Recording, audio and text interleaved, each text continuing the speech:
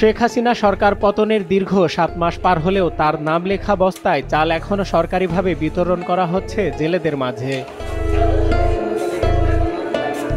শরীয়তপুরের 4টি উপজেলার বিভিন্ন ইউনিয়নে নিবন্ধিত 15,446 জন জেলের মাঝে ভিজিএফ কর্মসূচির আওতায় এই চাল বিতরণ করা হয়।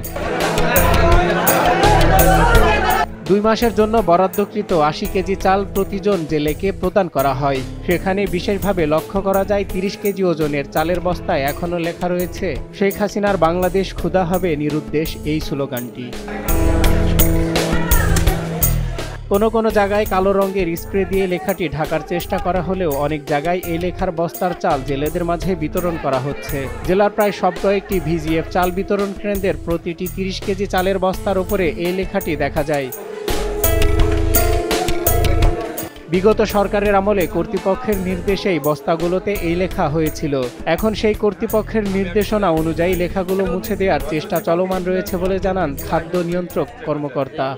বিগত সরকারের সময় এই বস্তাগুলো বিভিন্ন সময় কেনা হয়েছিল এবং এইটা তখন কর্তৃপক্ষের নির্দেশেই এই বস্তাতেই লেখাটা ছিল। তো 5 তারিখের পরিবর্তিত পরিস্থিতিতে পরে গভর্নমেন্ট আসার পরে মন্ত্রণালয় থেকে নির্দেশনা রয়েছে যে এই স্লোগানটা মুছে দেওয়ার জন্যে, কারণ এই সরকারি হয়তো লক্ষ লক্ষ বস্তা আছে, এই বস্তাগুলো তো ব্যবহার হচ্ছে, তো শুধু এখানে চাল রয়েছে, সুতরাং এই বস্তাগুলো তো ইচ্ছে করলে আমরা বাদ দিতে পারছি না।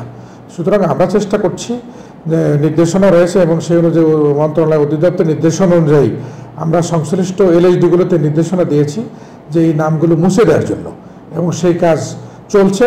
তিনি আরো বলেন, পরবর্তীতে চাল বিতরণের সময় এই নামটি মুছে না দিলে যারাই দায়িত্বে থাকবে তাদের বিরুদ্ধে প্রয়োজনীয় ব্যবস্থা নেওয়া হবে। আমরা কঠোরভাবে বলে দিয়েছি যাতে 100% যাতে কোথাও কোনো এই নামটা না থাকে, মুছে ডেলিভারি দেওয়ার জন্য, এবং আমরা চেষ্টা করে যাচ্ছি এবং আশা করছি যে আমরা সফলকাম হব যে এই নামটা ডেলিভারির সময় থাকবে না।